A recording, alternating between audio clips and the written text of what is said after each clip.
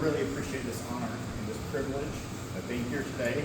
And I will do a disclaimer that I am a crier, and especially when it concerns honoring people who I love. We're all friars too. It's okay. It's good. I'm with my people. Let me begin by saying congratulations to AJ. I am so proud of you. Your mind, your heart, your soul, your conscience, your intelligence, your persistence, perseverance. You are amazing, AJ. And I want you to know that I see you, AJ. And now that the burden of high school is over, it's behind you, it's time to let the world see you.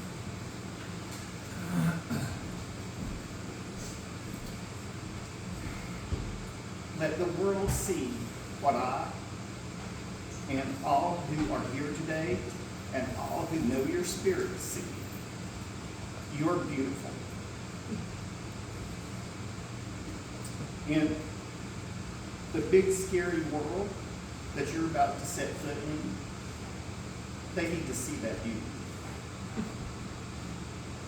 So as all honorary grandfather, well, no, as all honorary uncles, and I'm going to try to honor you today by giving you some words of a few words of, well, I mean a lot of words of advice about the world that you are setting or starting to set your journey as you go forward. And I want to share with you two of the many lessons I have learned during my journey from a high school graduate in 1982 to now. And these are lessons that I still study and that I still struggle with, but they have held me in good stead for 41 years. So number one, you don't have to change who you are to be powerful. You just have to be powerful in who you are. Do you know your power, AJ? We see it. We see your power. No one but you controls your self-worth. No one but you controls your self-efficacy. And let me illustrate this by sharing a story recounted in Benjamin Hoff's The Tao of Pooh from 1982, or The Way of Pooh. And that is not the Pooh that you're probably thinking, it's as in Winnie the Pooh. Hoff uses the characters in the Winnie the Pooh mythology to promote the harmony between heaven and earth, or the way of the universe described in Taoism philosophy. So from the Tao of Pooh, here's the stonecutter. There was once a stonecutter who was dissatisfied with himself and with his position in life. One day he passed a wealthy merchant's house and through the open gateway saw many fine possessions and important visitors. How powerful that merchant must be, thought the stonecutter. He became very envious and wished that he could be like the merchant. Then he would no longer have to live the life of a mere stonecutter.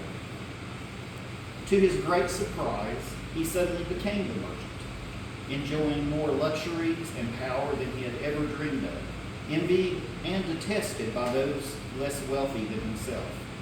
But soon a high official passed by, carried in a sedan chair, accompanied by attendants and escorted by soldiers beating gongs. Everyone, no matter how wealthy, had to bow before the procession. How powerful that official is, he thought. I wish I could be a high official. And then he became the high official, carried everywhere in his embroidered sedan chair, feared and hated by the people all around, who had to bow down before him as he passed. It was a hot summer day, and the official felt very uncomfortable in the sticky sedan chair. He looked up at the sun. It shone proudly in the sky, unaffected by his presence. How powerful the sun is, he thought. I wish that I could be the sun.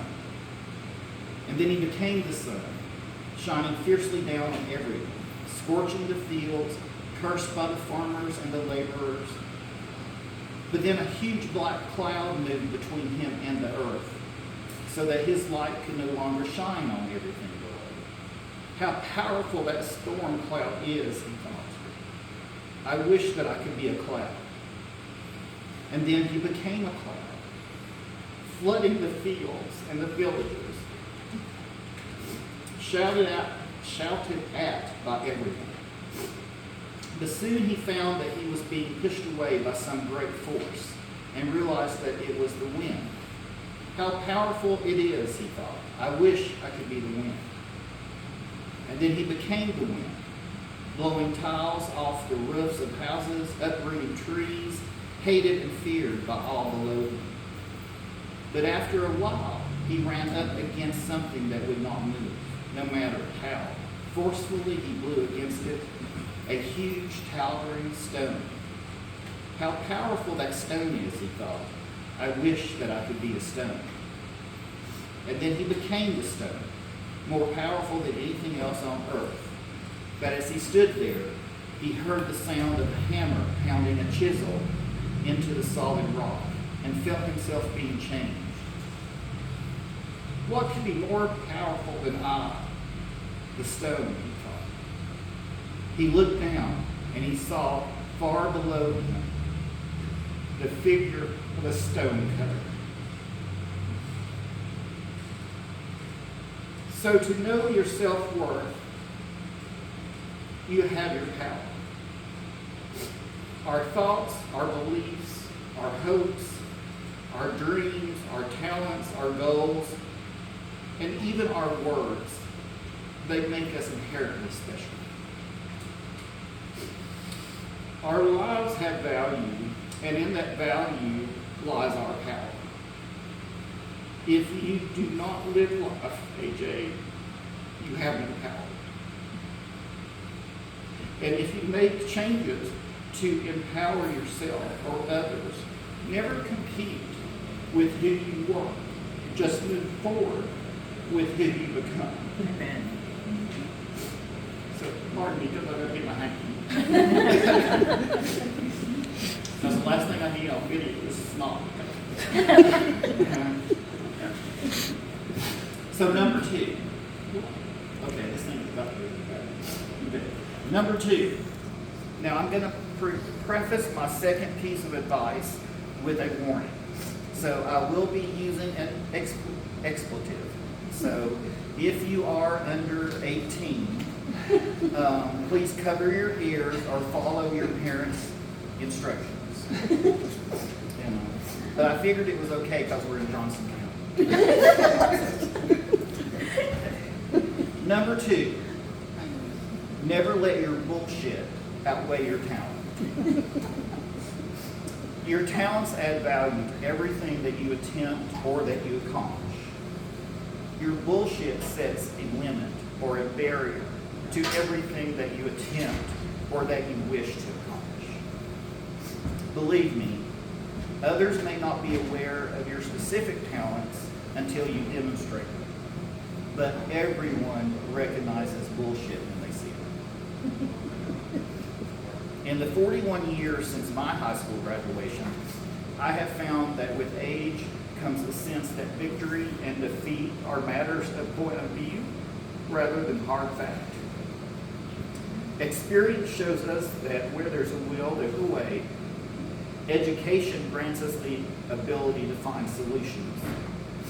Knowing your value and sharing your talents instructs others in living, in faith, in courtesy, in tolerance, in ambition, and in propriety. But most of all, your life can teach others about respect. AJ, rise up to the height of your dream to the loftiness of your expectations. Rise up and meet your future on a path that you choose. Rise up and be known. AJ. Rise up and you will take all of this with you. So congratulations, graduate. Congratulations.